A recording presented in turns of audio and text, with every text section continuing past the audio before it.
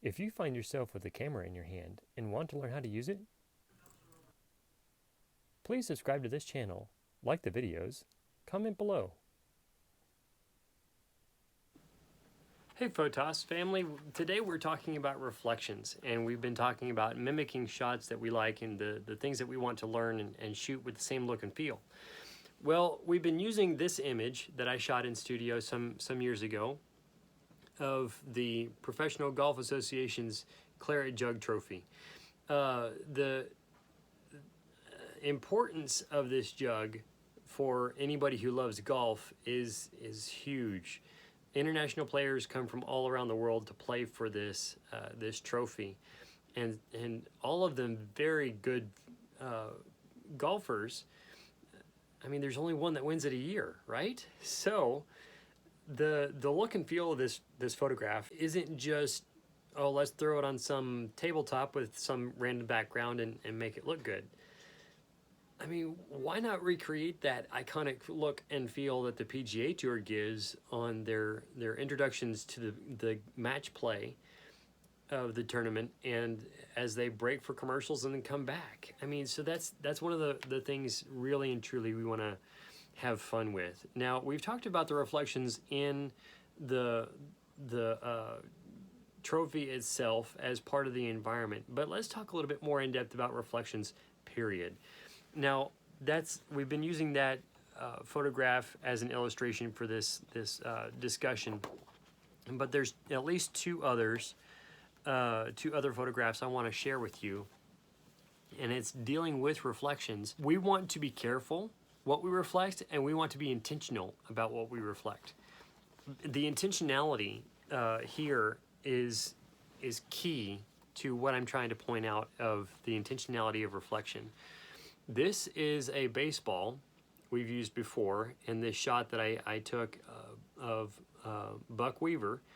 He played for the White Sox in the early to mid 1900s, if memory serves well. But I intentionally wanted to showcase, because there was another player that signed the baseball up here, but I wanted to showcase that this is specifically Buck Weaver we're looking at, and to mirror his signature down here. So he appears in the photograph, his signature appears twice when this other player's signature only appears once.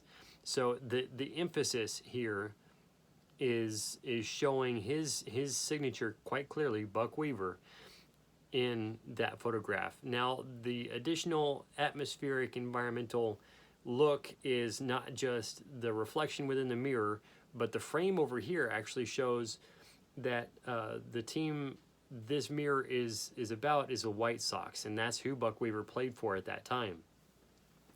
So reflection is important, and if you miss the reflection of a detail, it can create distraction for your photograph, or if you use it like this, it can create emphasis.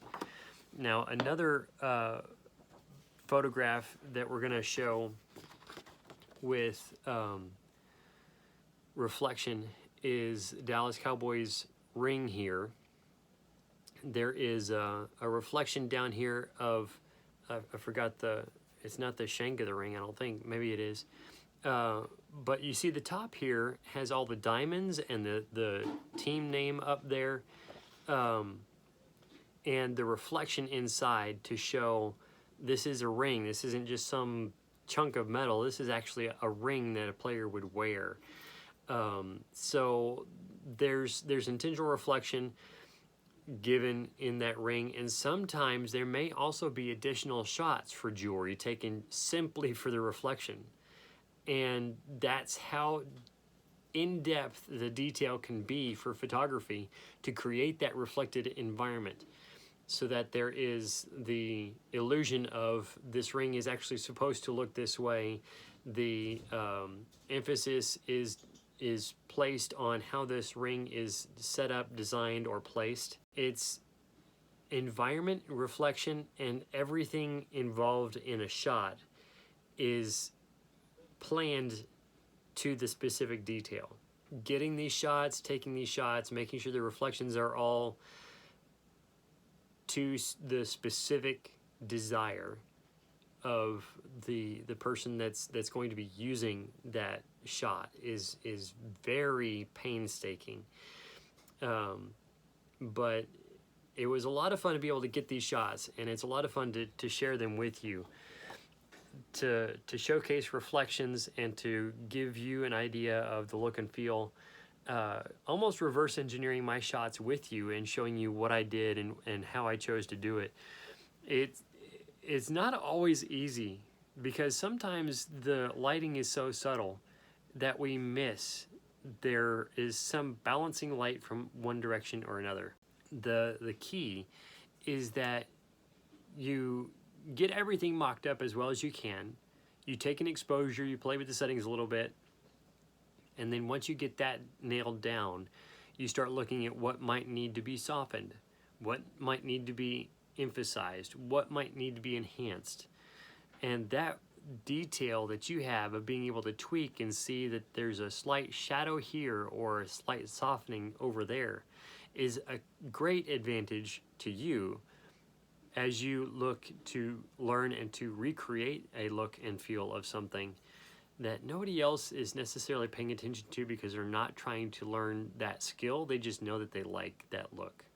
Thank you so much for joining us. Give us a comment down below of what you learned or what you liked about the episode today. Give us a thumbs up. If you're not yet a subscriber, we would love to add you to our Photos family. Just click that subscribe button and turn the notification bell on. Thank you so much. God bless.